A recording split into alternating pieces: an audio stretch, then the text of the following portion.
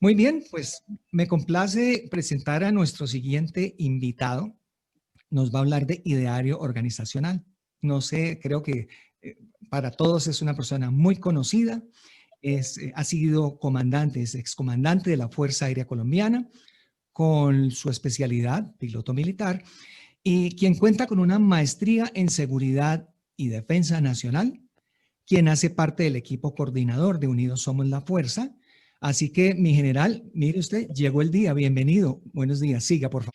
Buenos días para todos y un saludo muy especial a quienes nos acompañan en esta sala virtual. Permítame en primer lugar expresar mis agradecimientos a los integrantes del equipo Somos la Fuerza. Mi gratitud a todos los compañeros que me permitieron por designarme y dedicarme con la responsabilidad de comunicar el ideario de esta organización en la convención. Dicho esto, quiero comentarles que Unidos Somos la Fuerza es una alternativa a la imperiosa necesidad de integración de la familia de la fuerza pública. ¿Han oído ustedes la expresión que es muy popular de la unión hace la fuerza? Creo que muchas veces, y esta es empleada sin distinción alguna en todas las iniciativas que buscan atraer al personal militar, policial y civil que ha sido parte del sector defensa. Existen a la fecha más de 20 grupos, todos muy valiosos, que promueven diferentes agendas políticas y sociales en pro de nuestros derechos y el futuro de Colombia. De igual manera, hay cientos de compañeros que no hacen parte de ninguna de estas organizaciones, pero que también sienten la necesidad y están deseosos de tener un medio que les sirva para integrar y defender en torno a los valores que los definen, sus intereses, un futuro menos incierto para todos. Es esta incertidumbre la que nos ha llevado a convocar la gran familia de la fuerza pública, en particular la familia aérea. Este es el caso de hoy, la familia aérea. De esta forma veremos cómo la unión sí va a ser necesaria más pronto de lo esperado y nuestra familia es nutrida, ya que de esta hacen parte el personal activo y retirado, los reservistas, los profesionales oficiales de la reserva y civiles en los diferentes grados y categorías, junto a todas las personas afines al ideario institucional, quienes conforman nuestros vínculos sociales y afectivos. Es cierto que Colombia es un país lleno de deficiencias estructurales que no han sido atendidas, las cuales conocemos muy bien gracias a nuestro recorrido por el territorio nacional.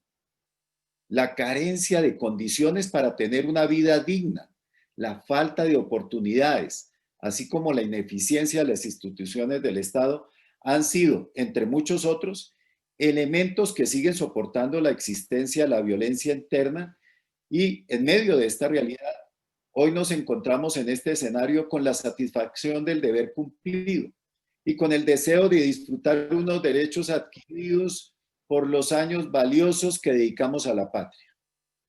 No solo esto, queremos que nuestros seres queridos y las nuevas generaciones tengan un país mejor, uno que sea más seguro y justo, equitativo en oportunidades, dignificante y del cual puedan sentirse orgullosos. El problema es que hoy todo esto depende de uno que desdeñamos, pero del cual no podemos apartarnos, el hilo de la política. Nuestras preocupaciones se tornaron más latentes en las elecciones presidenciales del 2018, las cuales fueron un punto de quiebre en la política nacional por ser la primera vez en la historia que un movimiento independiente de extrema izquierda se acerca tanto a ocupar la Casa de Nariño. Ese cambio en la tendencia muestra una migración de las preferencias e idearios de votantes, quienes sin duda están restando preponderancia a la seguridad en los términos más puros frente a otras deudas que el Estado tiene con la población. Ese es el caso, por ejemplo, de la educación, el empleo, la salud, la justicia y otras. La posibilidad de revertir esto es cada vez más difícil. Cuidado con esto.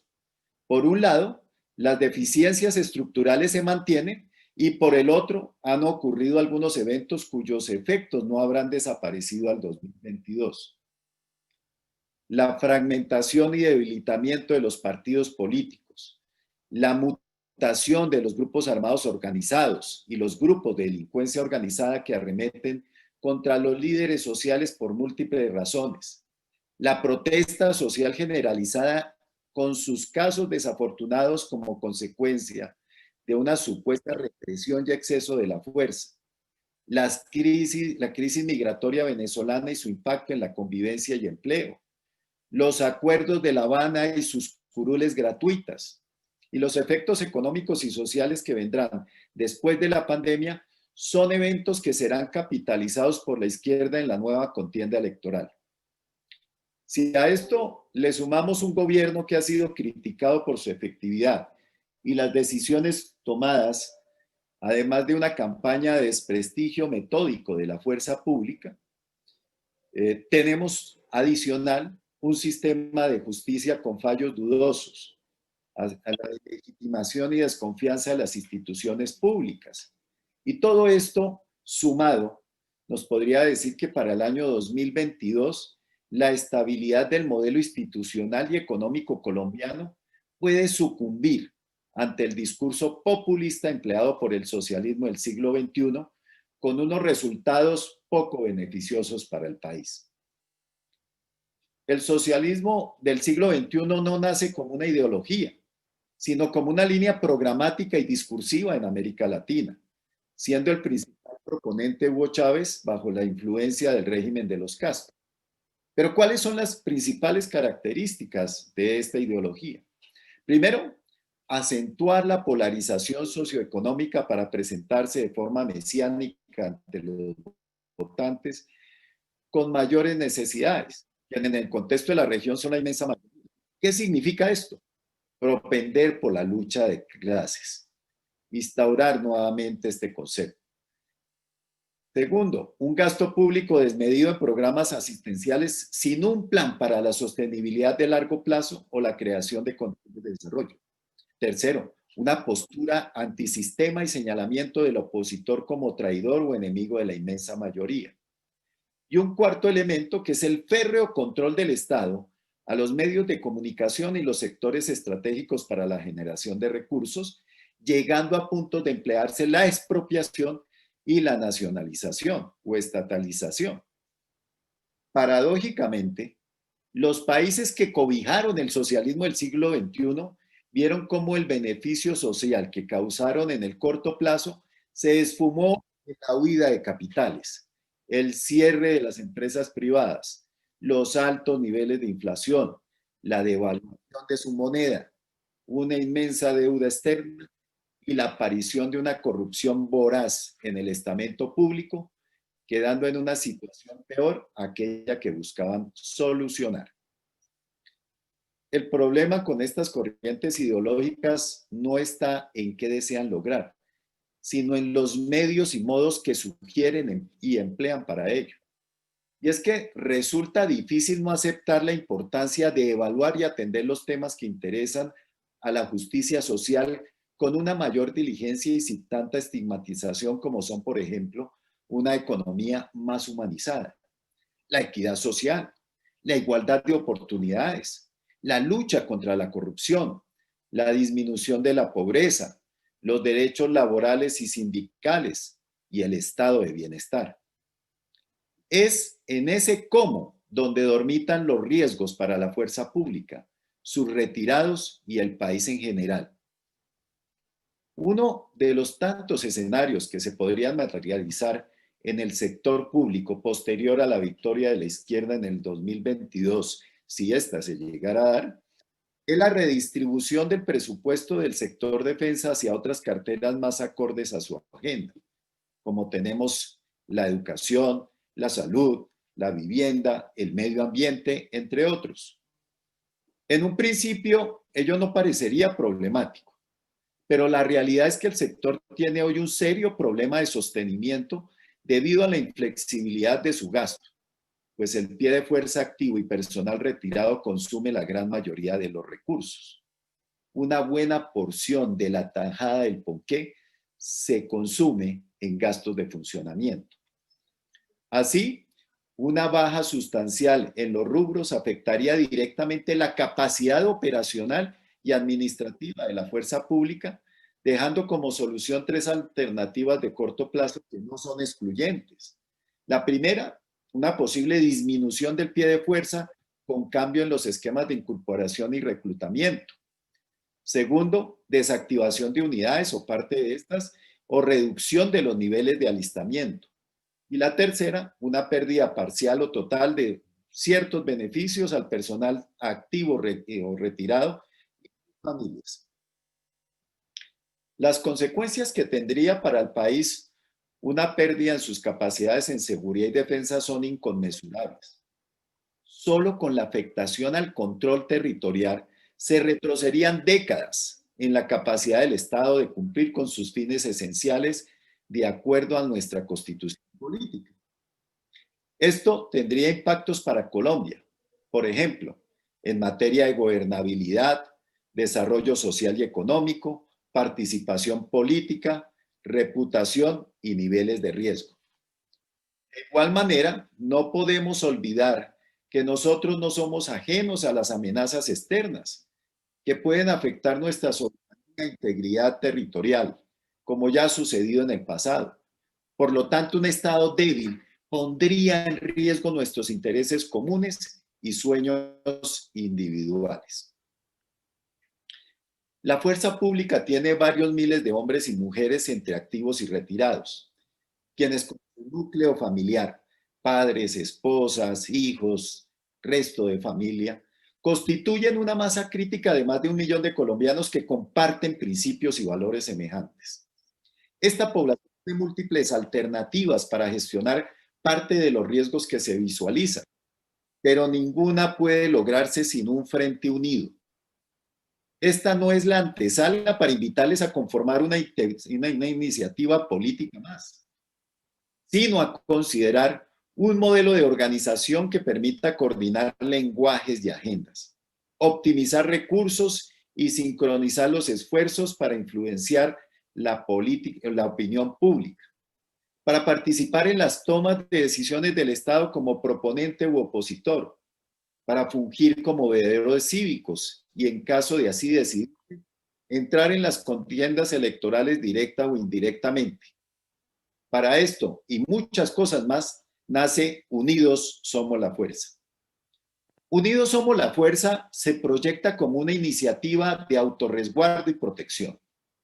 Sus valores, principios e ideología están determinados por el origen y profesión de sus futuros miembros, quienes extrapolamos a la organización nuestro entendimiento del ser militar y policial, así como el imaginario de Estado con el que decidimos comprometernos.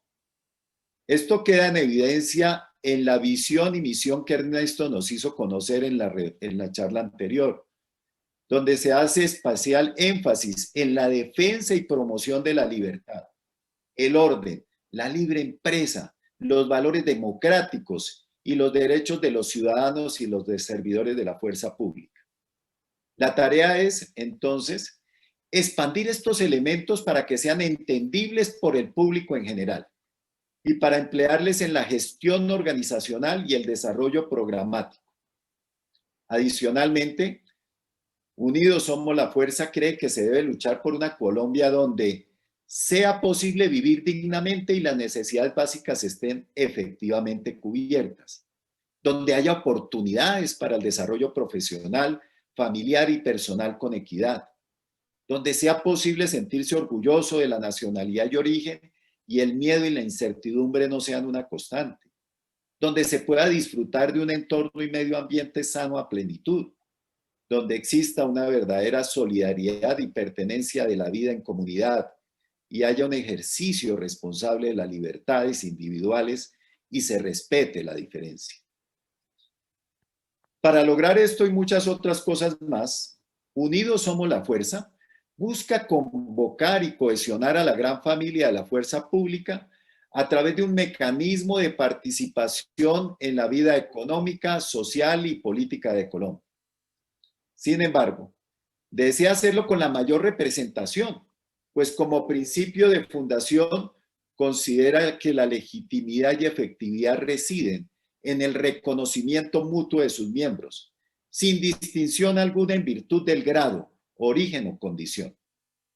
Es por ello que su constitución, naturaleza y alcance dependerá de la voluntad de los aquí presentes, teniendo como posibles opciones las siguientes entidades sin ánimo de lucro: una asociación o corporación, una cooperativa o una fundación. Se plantearon 3 etapas como parte del planeamiento estratégico de Unidos Somos la Fuerza. La primera es la unión de quienes hicimos parte de la Fuerza Aérea Colombiana. Hoy estamos cumpliendo esa tarea. Hoy ustedes nos están ayudando a construir ello. La segunda es la inclusión de esta iniciativa a las demás fuerzas militares y de Policía Nacional. Y la tercera es la vinculación de la población civil colombiana de manera individual o colectiva, como pueden ser estos nuestros familiares y los simpatizantes de los principios de la fuerza pública. Queda una última pregunta por responder. ¿Tenemos la responsabilidad moral de hacer algo? Consideramos que cada uno encontrará los motivos para apoyar y empezar a rodar este proyecto de Unidos Somos la Fuerza. Pero también creemos que todos hemos dado ya nuestra cuota. Por lo tanto, quienes no participen seguirán siendo nuestros compañeros, merecedores de nuestro respeto y afecto. Sin embargo, debemos ser conscientes de que la realidad siempre nos terminará alcanzando y que aunque después de muchos años de esfuerzo y compromiso para defender nuestro país y de poner nuestras esperanzas en que el Estado nos retribuya y defienda, los vientos no siempre serán favorables. Así que en Unidos Somos la Fuerza, creemos firmemente que nuestra misión no ha terminado y que alentados por el profundo amor por nuestra patria y nuestras fuerzas, hoy nos disponemos nuevamente a tripular con nuestros principios y convicciones una nueva misión, en otra condición, en otras circunstancias, pero con el reto de evitar una crisis mayor cuya probable materialización nos obliga a pasar pronto del observar y escuchar a un contundente actuar. Johanna Rowling, la famosa escritora británica, mencionado: seremos tan fuertes como unidos estemos y tan débiles como lo divididos que estemos. Muchas gracias a todos por escuchar nuestro ideario. General, muchas gracias a usted por compartir esas reflexiones. Vamos a, continuando con la metodología, le vamos a pedir por favor a los relatores que directamente le dirijan las inquietudes del público a mi general. Vamos a dar un tiempo para ello y una vez finalicen, por favor, me lo hacen saber. Continúen, por favor, los señores relatores. Muy buenos días. Un saludo especial a todos los asistentes, más de 335 personas en este momento, más el grupo grande que está subiendo en YouTube. Felicitaciones a nuestros conferencistas del día, temas totalmente necesarios en estos momentos que cruza nuestro país. Gracias, don Luis Miguel Trujillo, gracias, señor técnico jefe Comando Rodríguez, señor técnico jefe Muñoz, mi general Guillermo León. Bastante movimiento del chat, diferentes preguntas. Las he recopilado algunas que van a sumar, digamos, la contestación a varios. La primera, hablan de qué planteamientos se tendrían desde el punto de vista de programación de los diferentes comités para poder llegar a las bases, al pueblo que es el que nos necesita. Y la segunda del señor Teniente Coronel en Retiro, Sergio Perdomo, que me permito describirla total, manifiesta que cómo hacerle frente a una organización ya fortalecida como la de Sergio Fajardo y su posible unión con el Partido Verde. Necesitamos cómo afrontarlo y qué hacer. Gracias, Miguel. Bueno, muchas gracias por las preguntas.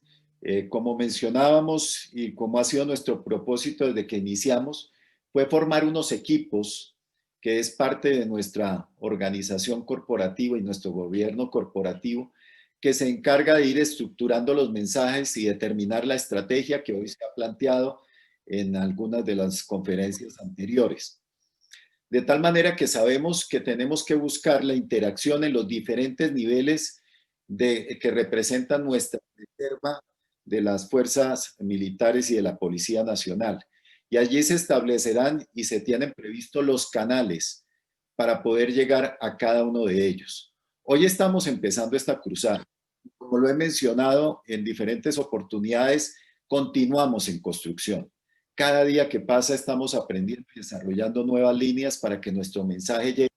Y lo importante es que a partir de hoy tendremos nuevos retos, tendremos nuevas metas que fijarnos para lograr ese objetivo de que a través de los canales de comunicación, hoy en día, debido a las restricciones, la mayoría digitales, podamos alcanzar cada uno de los diferentes niveles de nuestras organizaciones, pero también abrirnos a la población civil. Como ustedes lo vieron en la presentación anterior del ideario, hablábamos de nuestras familias, de nuestros jóvenes que son fundamentales en este momento, pero también desde luego cada una de esas personas en la sociedad civil que son simpatizantes y que ven en nuestras instituciones un rincón de esperanza. Así que ahí tenemos enormes retos y tenemos que estructurar los mensajes adecuados para que ello se dé. Por otra parte, con el tema que mencionaban de candidaturas de partidos ya estructurados, pues ese es uno de los retos que tenemos nosotros en nuestra reserva y es podernos unir. Por eso es fundamental, ese es el primer paso. Tenemos que unirnos todos e integrarnos en torno a uno de los objetivos. Hoy existen en nuestros retirados más de 25 movimientos políticos con una intención política, pero tenemos también en nuestras fuerzas militares más de 250 organizaciones tipo asociación, ya sea de carácter gremial o de bienestar. Pues todas ellas deben confluir y aquellos que se quedaron en la gradería, que no pertenecen a lo uno a lo otro, pues tenemos que incentivarlos y alentarlos porque la unión es la que nos va a dar la oportunidad y la fuerza, que al unirnos podamos nosotros trascender al apoyar una candidatura adecuada que le permita al país tener frente a sus destinos o a su dirección la persona adecuada para dirigir sus destinos. Así que ahí está el esfuerzo. No vamos a enfrentarnos directamente a un partido, porque primero que todo tendríamos que desarrollar todo un trabajo político que va a ser extenso y largo, pero sí entendemos que empezamos hoy para contribuir y a medida que logramos una masa crítica, aglutinar alrededor de esta causa muchas personas que nos podamos unir al final, toda la reserva, podremos ser de alguna manera determinantes en los momentos de decisión para el futuro de la patria. Muchas gracias por la pregunta, Agustín. Creo que hay muchas inquietudes y precisamente por eso es que esta reunión el día de hoy se está tomando el tiempo de resolverlo, de explicarlo. Sí, Dieguito, hay varias. Ok, por favor. Adelante. Una que llama la atención y también es general es cómo hacer que funcione esta nueva organización, sobre todo en lo económico. ¿Con qué recursos? Bueno, muchas gracias, Agustín, y a la persona que elevó la pregunta. Este es uno de los temas y los retos que tenemos al frente. Hoy era un día crucial para esta iniciativa, porque hoy vamos a definir cuál es el vehículo en el que nos vamos a montar para perseguir esos objetivos que hemos mencionado. Y dependiendo de ese vehículo que vayamos a tomar, que va a ser con la decisión y la participación de cada uno de ustedes, tendremos el reto de financiar y de mirar cómo conseguimos los recursos necesarios. Aquí vamos a seguramente a explorar todas las posibilidades de esas fuentes, entre ellas el apoyo de algunos afectos a las instituciones, de algunos empresarios que ven en nosotros una posibilidad seria de ayudar en poder determinar y ser influyentes. Por el otro lado, tendremos un tema de gestión de recursos a través de temas propios de financiación. Y en fin, tendremos que explorar una cantidad de posibilidades, pero que se harán una vez hoy tomemos la decisión de cuál es el camino que más conviene tomar. Sabemos que es un enorme reto, porque los recursos son fundamentales para lograr nuestros propósitos, pero también tenemos la convicción de hacer la gestión necesaria para que ello se dé. Así que hoy, entre todos, tenemos que tomar una decisión sobre el destino, pero sabremos también que a partir de allí contamos con todos ustedes para lograr ir definiendo y dándole respuesta a esos escenarios que se nos van a presentar. Realmente van muy todas enfocadas en el contenido, sobre todo al llegar a las familias del personal activo y cómo llegar a las diferentes fuerzas. Con respecto, habla de las reservas activas. Bueno, como he mencionado y durante el ideario hablábamos, nuestro alcance está dirigido a todos los oficiales, suboficiales de nuestra reserva activa de la fuerza pública. Pero también incluimos los reservistas, los soldados que ya están pensionados, el personal civil que se pensionó y que estuvo a nuestro servicio, a los profesionales oficiales de la reserva, que ellos también son parte importante y es la conectividad también con la sociedad civil. Así que en el inicio este es nuestro grupo y nuestro alcance, pero a partir de allí el alcance va más allá, trasciende a nuestras familias, a nuestros círculos cercanos, amigos, familiares, inclusive a nuestros compañeros de colegio, a las personas que se mueven en nuestros círculos sociales. Son personas que podemos llegar y que cada uno de ustedes es un vaso comunicante con esa parte de la sociedad. Así que tenemos enormes retos y enormes posibilidades. Pero lo más importante, y quiero resaltar esta situación. Hoy estamos empezando, pero para empezar, somos un grupo que conformamos estos equipos. Hoy hablamos que tenemos alrededor de 50 personas que han integrado estos equipos que hoy han preparado esta convención. Pero necesitamos crecer con todos, que ustedes asuman también esta tarea. Esta tarea no es solamente estas 50 personas o los que hoy estamos al frente en estas conferencias transmitiendo las ideas. Es de todos. Todos ayudamos en la medida que aportamos, en la medida que le decimos e invitamos a otros a que conozcan cualquier movimiento. En últimas, hoy estamos presentando una alternativa y por eso decimos es una alternativa. Hay muchas. Tenemos que unirnos todos.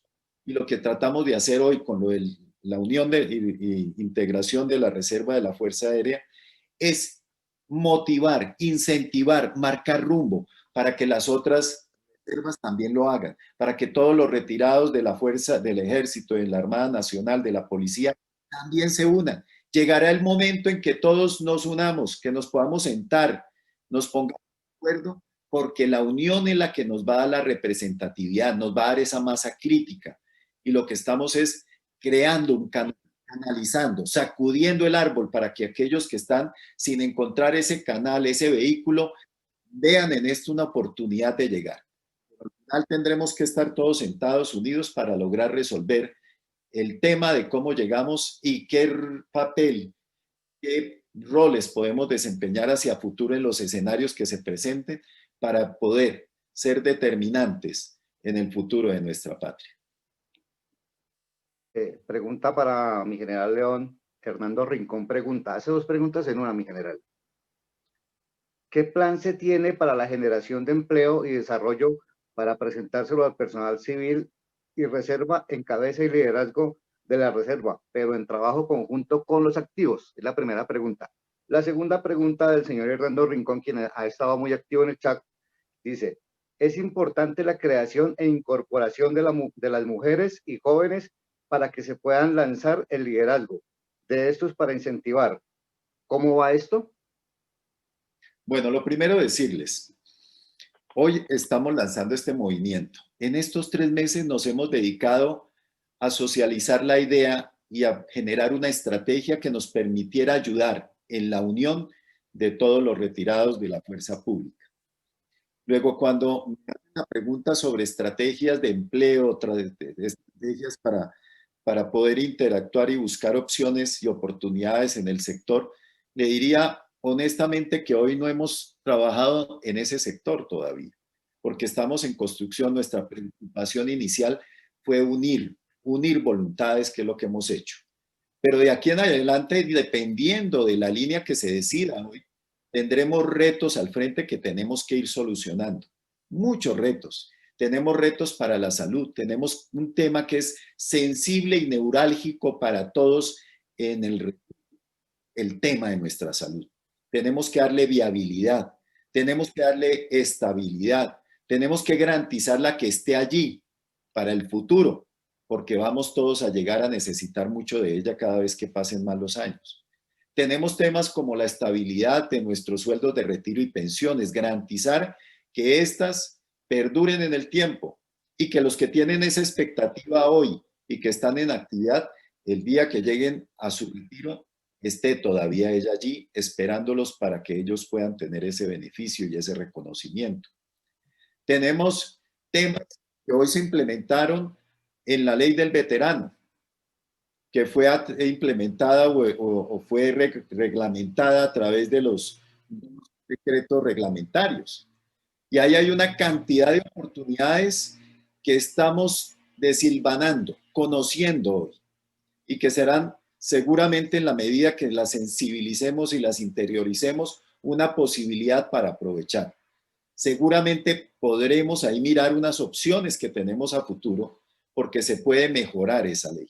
Y hay oportunidades. De hecho, ya hay unos grupos que están trabajando en unas mesas de trabajo con el fin de hacer unos aportes de cuáles serían los aspectos que habrían que mejorar. Tenemos un tema pendiente con los reservistas. Nuestros reservistas que en algún momento estuvieron prestando en nuestros cuarteles, en nuestras unidades, su servicio militar obligatorio, pero que después de eso quedaron totalmente desconectados de nuestras instituciones. Y ahí hay una preocupación con ellos enorme en el sentido de que también ellos tienen unos derechos. El Estado también les otorgaba unos beneficios, pero que hoy no se conocen y que de pronto hoy sería la oportunidad nuevamente de sacarlos a flote. Así que lo que tenemos son una cantidad de retos en el... Y vamos a ponerlos en el horizonte porque muchos de ellos serán nuestro trabajo de aquí en adelante. Así que bueno, esos retos vendrán y estaremos nosotros seguros que lo vamos a tener que trabajar. Por el otro lado, somos conscientes que desafortunadamente le dejamos la educación a las ideologías de izquierda y que necesitamos trabajar en nuestras juventudes, que necesitamos ayudar a que ellos entiendan qué fue lo que pasó en el país, qué ha vivido el país. No podemos permitir que nos cambien la historia y que sea otro el que diga y nos cambie el rol que cumplimos cada uno en su momento. Tenemos que ser conscientes de ese riesgo en la juventud, que está expuesta a esas tendencias ideológicas en la educación, y no solamente la pública, sino también la privada. Así que hay mucho que trabajar y nosotros, cada uno de ustedes, ya puede ayudar a hacerlo. Cuando hablamos con nuestros hijos, con nuestros sobrinos, con nuestros familiares, con la gente joven de cada uno de nuestros círculos, contándoles, narrándoles lo que vivió el país, porque hoy no se conoce esa historia, ellos no la vivieron, pero nosotros tenemos la tarea también de contarse, de que ellos la sepan a través de lo que nosotros vivimos, para que no crean que todo esto que llega con todos estos discursos, mostrándole toda una cantidad de falacias y de cuentos de pena, pues nacen y tienen un antecedente que debemos compartir con cada uno de ellos. Muchas gracias. Muchas gracias, mi general. Gracias al equipo relator.